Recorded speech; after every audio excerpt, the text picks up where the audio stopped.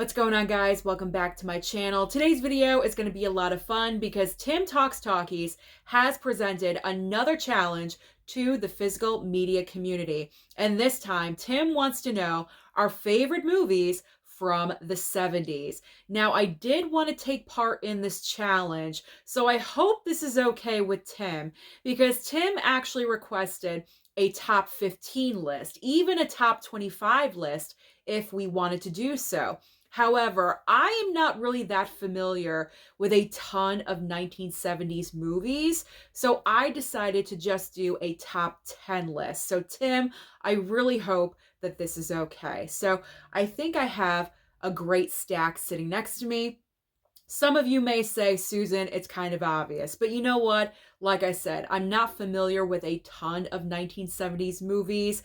I'm sure there's a couple that I left off, but I can't have a top 12 list. It's either 15 or 10, and I couldn't think of 15, so I went with 10. Get what I'm saying? All right, let's get this started. Let's just get into this. What are my top 10 favorite films from the 1970s? If you've been watching my channel for a while, I am sure you will probably be able to guess every single one on my list. But starting off at number 10, is The Godfather. The Godfather. Now, many of you may be shocked that The Godfather is sitting at number 10, but the reason why it's at number 10 at the bottom is because out of all the movies that are on my list, The Godfather, I've seen the least. I think I've only seen twice, so that's the reason why it's at the bottom. But I really enjoy this movie.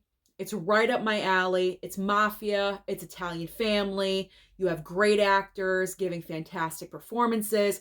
You have Marlon Brando in the movie. And some of you may say, well, where's Godfather Part 2? Not on my list. Godfather Part 2 is not on my list because I am one of those rare people, I guess, that prefers Part 1 to Part 2.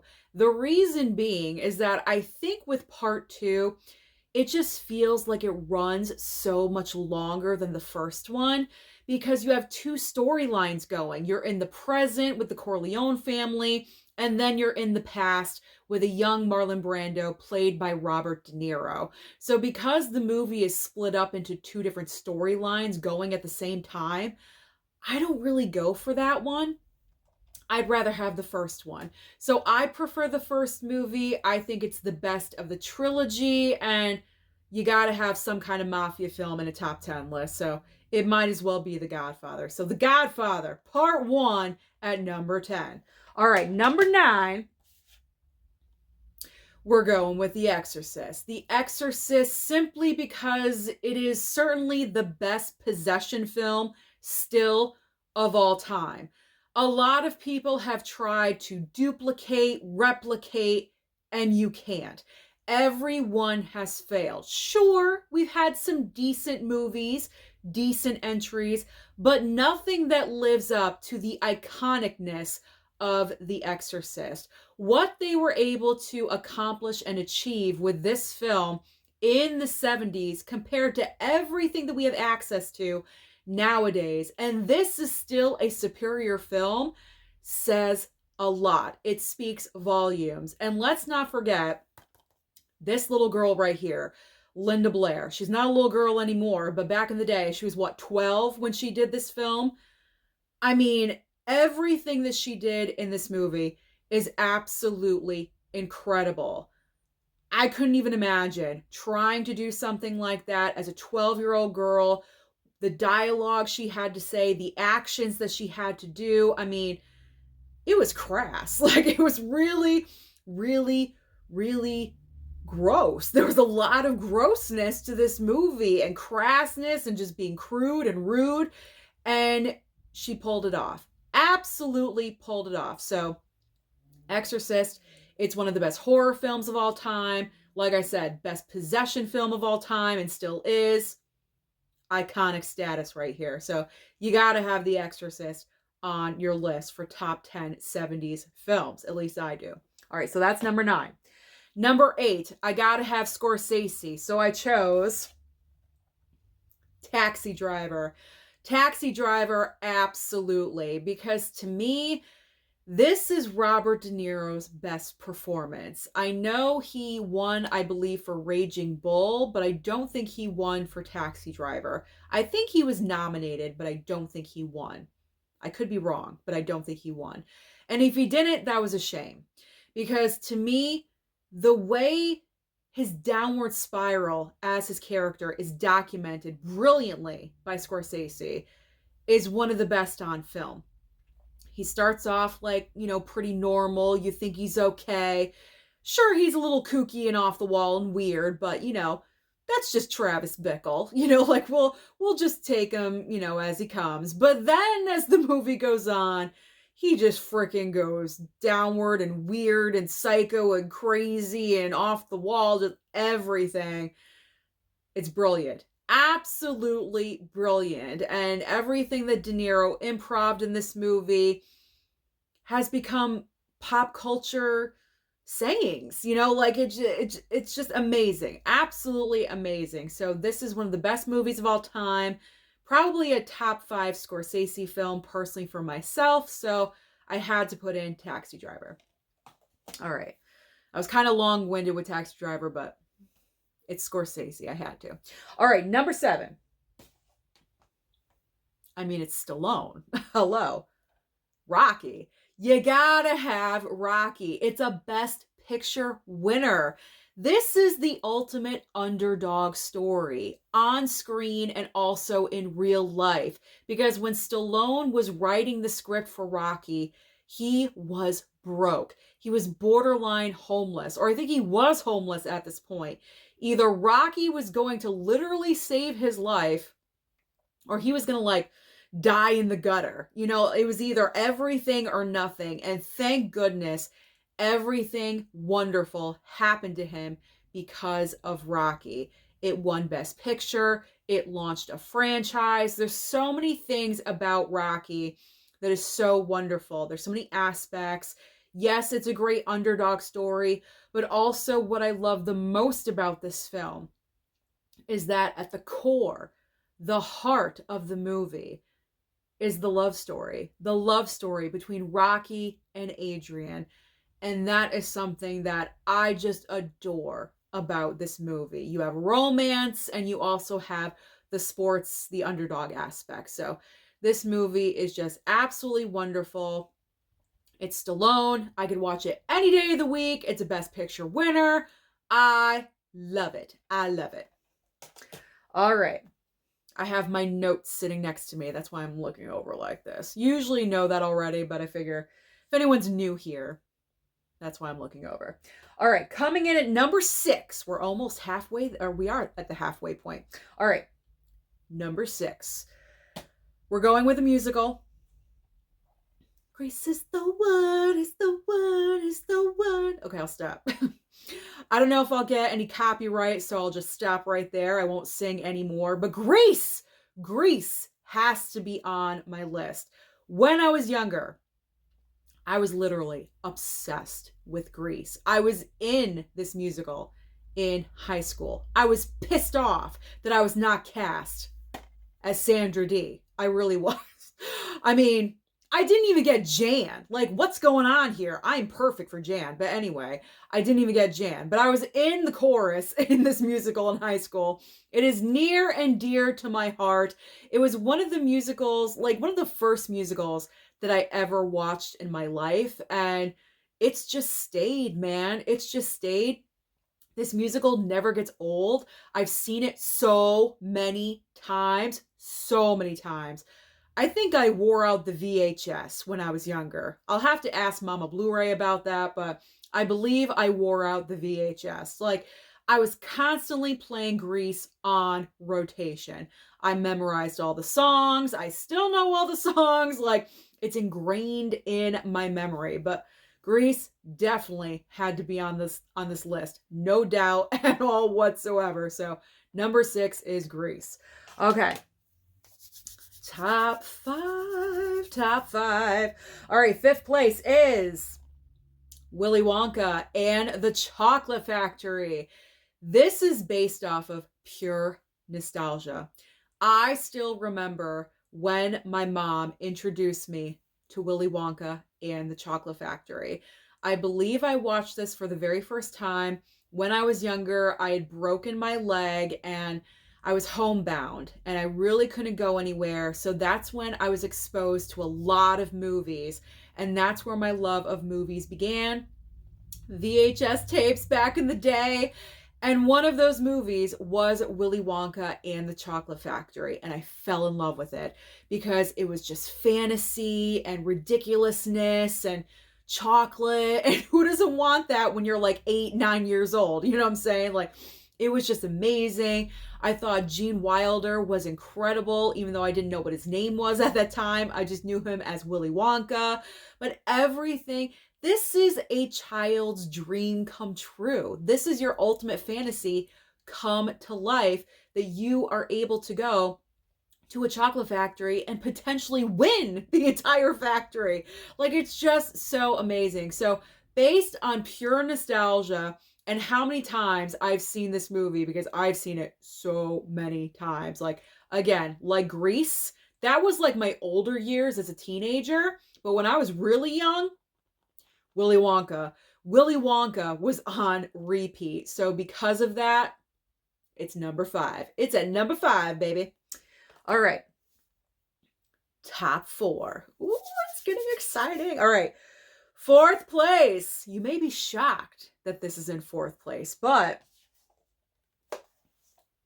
it's Halloween, baby. How can you have a top 70s list and not have the original Halloween? I mean, anyone? Anyone out there? I guarantee every single list that went over to Tim has the original Halloween, because this is just one of those films that it's one of the best slasher films of all time. A lot of people say it's the original slasher, but it is not, because that's coming up in just a second. So, but this is just iconic. It's iconic status. That's it.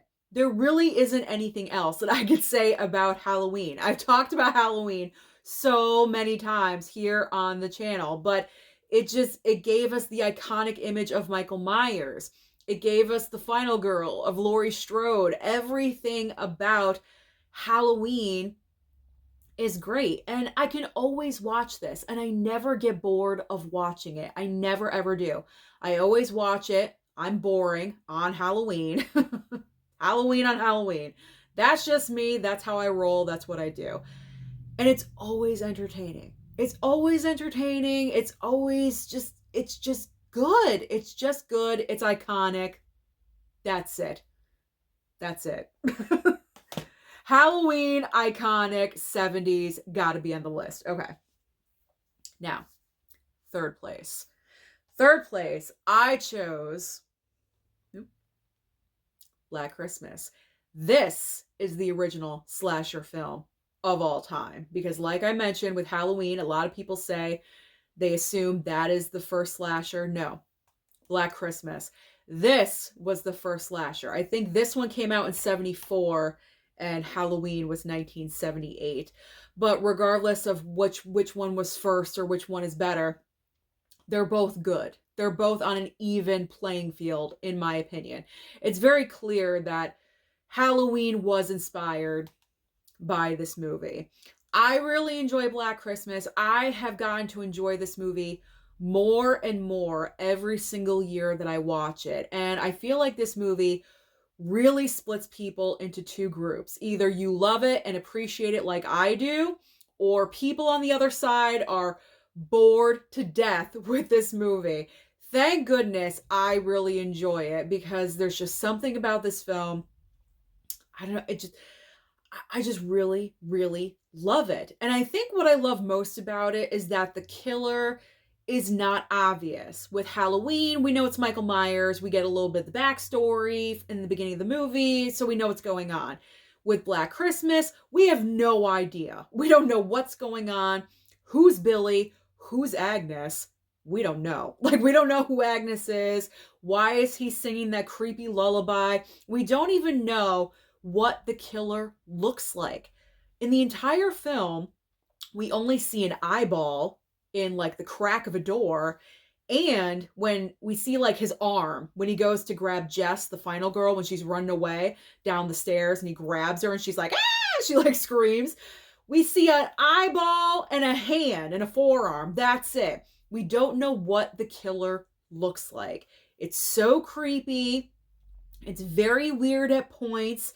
But once you watch it a few times over and over and over again, like I'll be honest, during Christmas time, I watch this a lot because I'll stream this on Peacock. Like if I'm doing work in my room, if I'm like preparing YouTube content, if I'm, creating my and prepping for my videos and stuff, I'll just put on Black Christmas in the background. Like I know this movie like the back of my hand.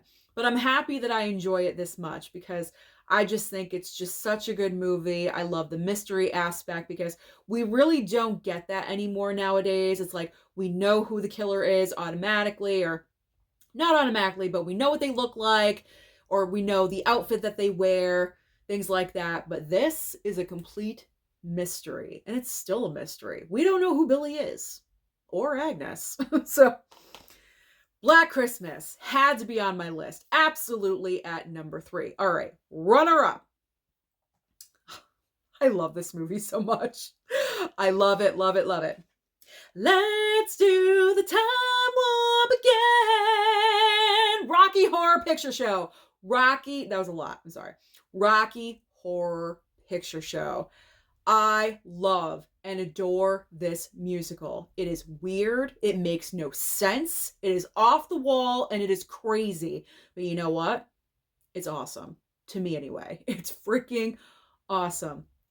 This musical is tied with Chicago for my favorite musical of all time. I just can't choose between the two because they're both on the same level of magnificence to me.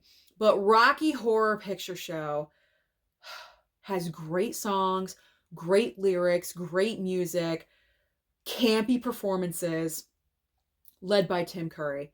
Tim Curry in this film is absolutely so amazing. Talk about taking risks and just throwing caution to the wind as an actor and doing what he is singing and dancing and running around in high platforms and wearing a string of pearls, looking fantastic. Not every man can say that, okay? But Tim Curry can. He is that talented. There's just so many things about this movie that I love. Just like with Grease, I know these songs inside out, sideways. I've seen this film so many times. I try to watch it every October because I just need to. I have to watch it every single year to fulfill that need every October. But I love and adore this musical so much. And I think why it's so high, why it's the runner up on my list, is because I always have so much fun. This musical is so much fun. And that's exactly what you should be having when you're watching this film. Fun. That's it. Sing along, throw the props. That's what they used to do in the movie theaters at like midnight showings of this film. I can't even imagine that. But this movie is just fun. I love and adore it so much. All right, but it's not number 1. My number 1, you know what it is. You know what it is. I've talked about this movie so many times. It's in my top 10 movies of all time. I think it's number 3 of all time. It's Jaws. This film is going to be a lot of people's number 1 for their 70s list. It's certainly my number 1 because this is still, like The Exorcist is still the best possession film of all time, Jaws, without a doubt, is still the best shark movie of all time. Fight me on it. Okay, fight me on it. You will not win. You will not win. I will argue all day long about Jaws. I will love and support this movie until the day I die. I'm still waiting.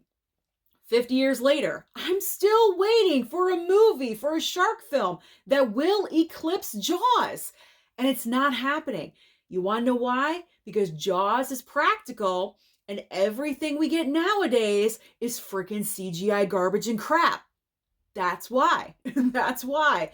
If we actually took the time to do what Spielberg did back in 1975 and made a shark practical that actually worked, imagine what we could create. But maybe this was lightning in a bottle. Maybe this will only be the best shark film of all time. Maybe nothing will ever eclipse this movie. I don't know. But after so many years, I love this film. I watch it this is my 4th of July movie. Every single 4th of July, I pop in Jaws. I'm always entertained by it. It never gets boring.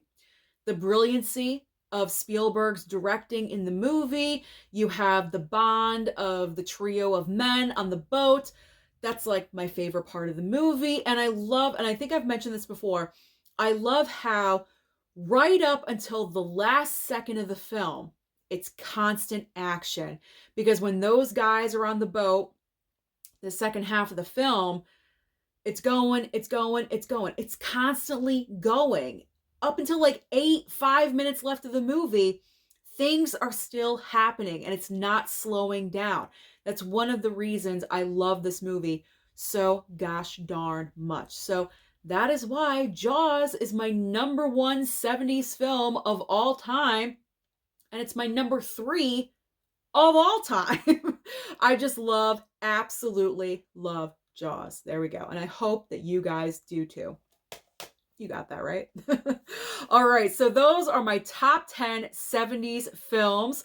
Please let me know. Comment down below. Give me your list, or you know what? Send Tim your list of your 70s films. Under his YouTube channel, you can send him a message. You can direct message him. You can email him. In fact, look up his video about this topic. I think it's the top 25 or top 15 70s movies for the community challenge list. All the rules and regulations Tim spells out in that video very clearly. So if you guys want to participate at home, he definitely wants to know your list. So send him your list. Thank you so much for watching this video. Don't forget to like and subscribe before you leave, and I'll see you next time.